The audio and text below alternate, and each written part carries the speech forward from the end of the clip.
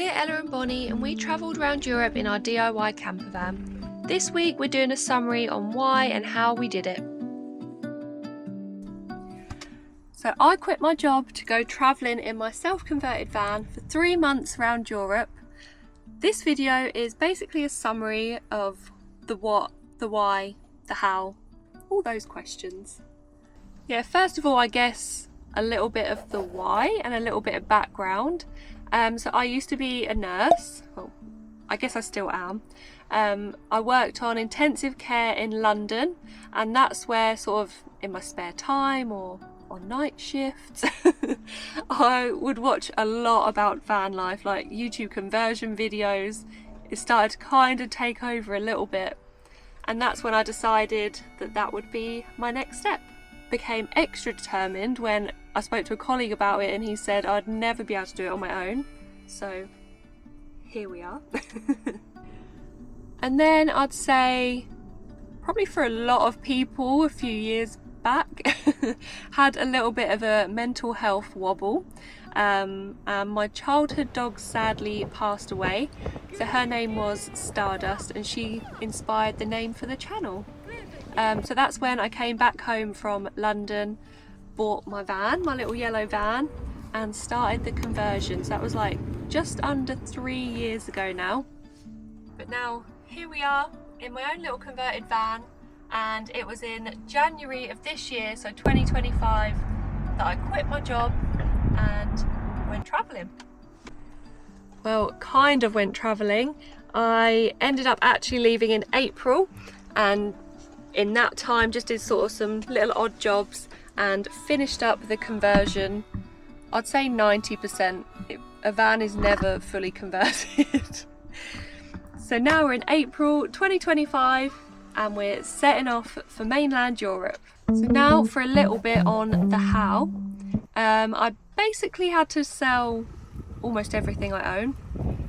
So I had a motorbike, and that was sort of the biggest contributor to my finances, I guess.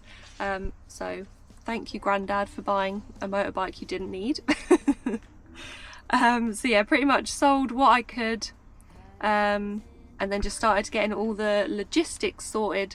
So like getting Bonnie a health certificate, the van MOT'd, serviced, all that boring part, and we were ready to go. So yeah, then in April we just booked the tunnel and headed off really. I only chose the tunnel because it was cheaper. There was no real preference. It is a lot quicker as well.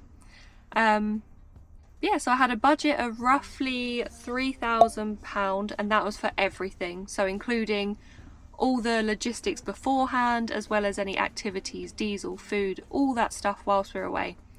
I'll talk about the sort of more of the breakdown of the cost a bit later on, and whether we stuck to the budget or not.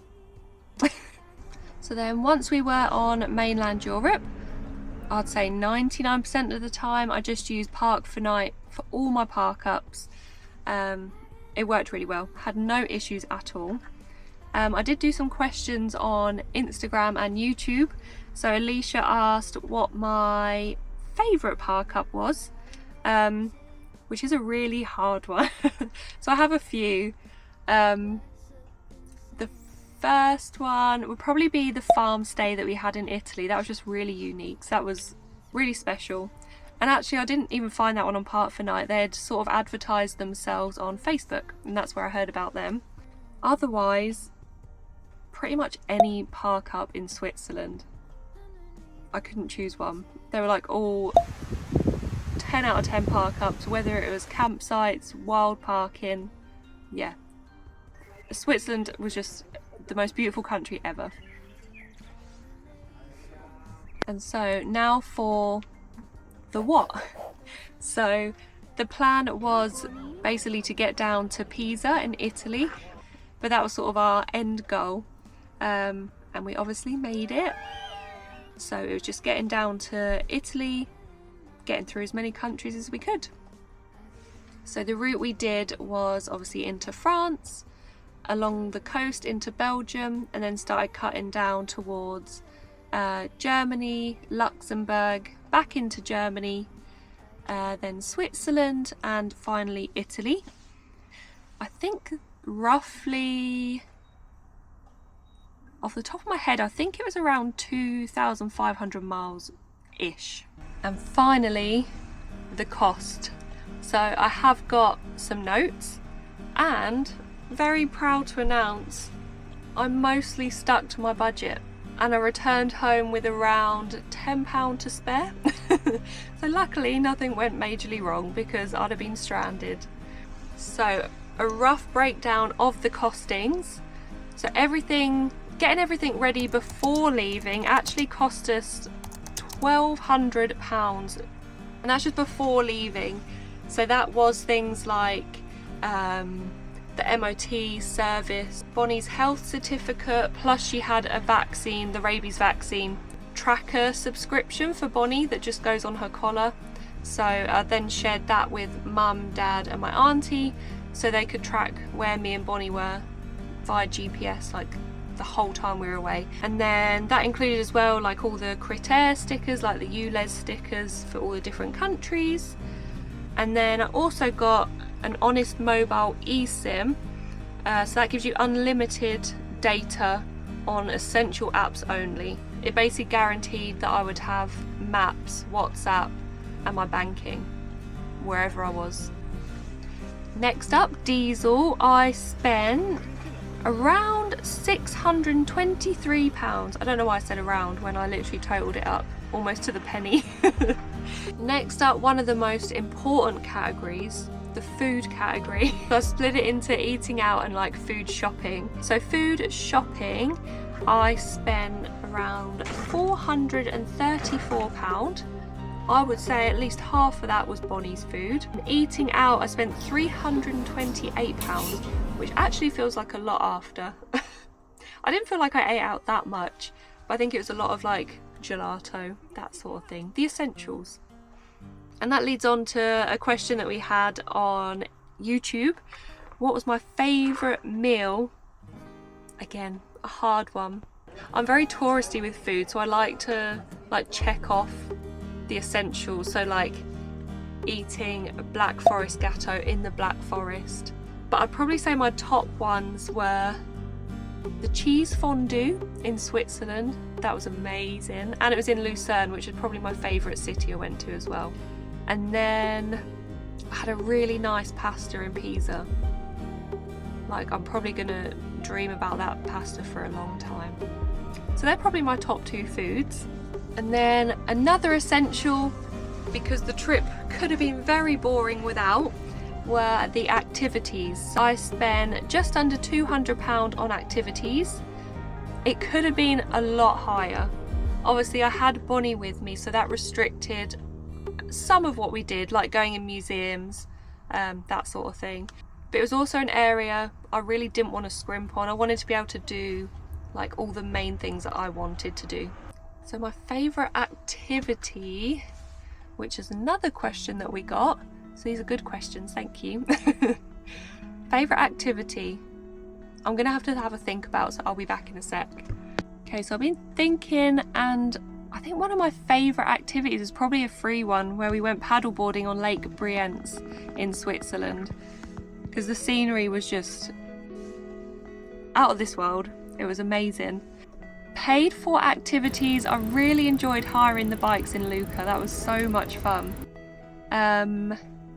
As well as probably hiring the boat on one of the lakes in Germany as well. That was really good fun, the pedalo boat. Oh, but also I can't believe I forgot the horse riding on the horse farm. Yeah, I think that goes to the top.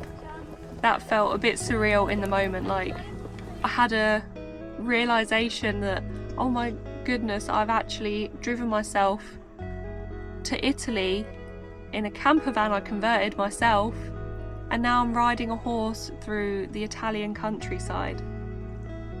That was a proper, yeah, surreal feeling. So yeah, that was probably number one.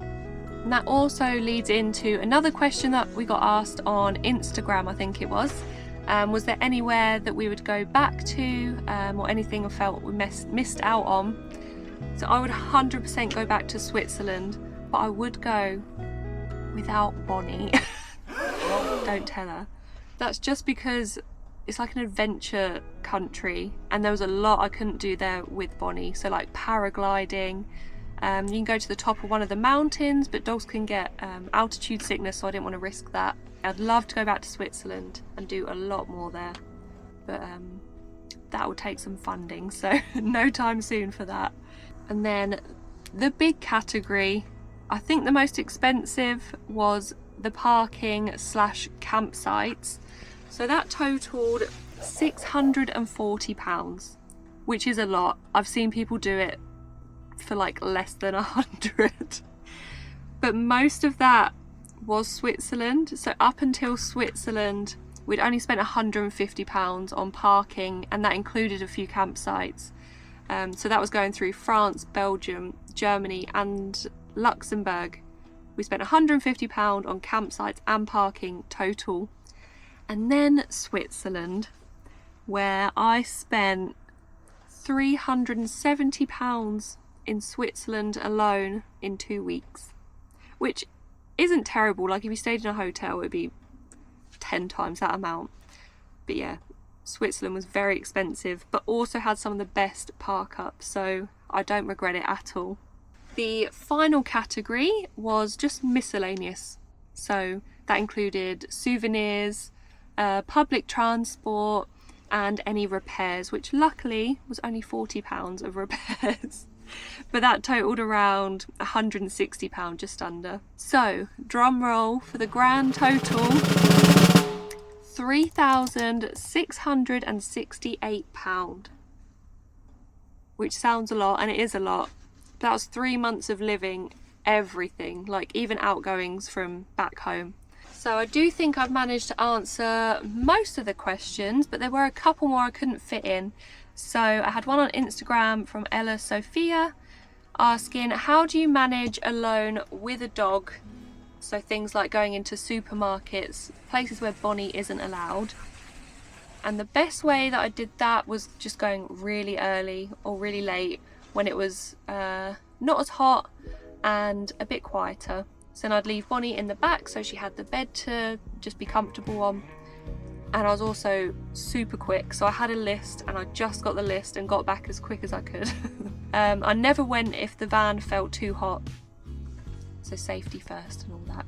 The next question was a little bit of a negative one, but it asked what my least favourite moment was, and obviously it wasn't all sunshine and rainbows. Probably my least favourite moment was when Bonnie got injured, so she stepped on a dirty needle in Luxembourg, which just, yeah, that was terrible. I was on the phone to Dad back home like, what do I do? I did manage to speak to like a 24-hour vet, and they didn't seem worried at all, and they were right, because she has been absolutely fine. And then in general, least favourite, it's probably the heat. We got caught in a heat wave, and yeah, it just made it really difficult trying to keep myself and Bonnie especially cool, because outside was usually like 35 degrees at some points, so inside the van was probably 50. It was really hard work. We spent a lot of time in McDonald's just for the aircon, honest. And then of course, asking about the star of the show, Bonnie, Alicia asked on YouTube what Bonnie's favourite place was, and I would probably say Switzerland or the Gorge du Verdon. She loved the lake at the gorge. We spent probably all day there, and she just chased a ball in and out of the water all day. So yeah, I'd probably say there was her number one. And finally was a question from my mum asking if I missed home, specifically her. So of course I did. It was a long time away. So yes, I did miss you. But I'm afraid it won't stop me going again. So I definitely have plans to head back onto mainland Europe and do maybe some of the eastern side of it.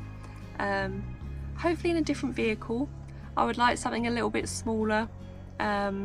Ideally a Land Rover Defender, but I don't think that'll be anytime soon. Yeah, so stay tuned for future adventures. So that rounds off my Europe adventure. Very sad. I've been home a few weeks now, working really hard to try and pay back some of that overspend on the budget. Yeah, that's it. So from next week we'll be back to UK adventures. A pretty cool one next week. We go to a festival, so it was really good fun. But that is going to be all. So thank you very much for watching. I hope it wasn't too boring, but gave a little bit of insight into how and why we did it. So yeah, thank you for watching and see you next week. Bye.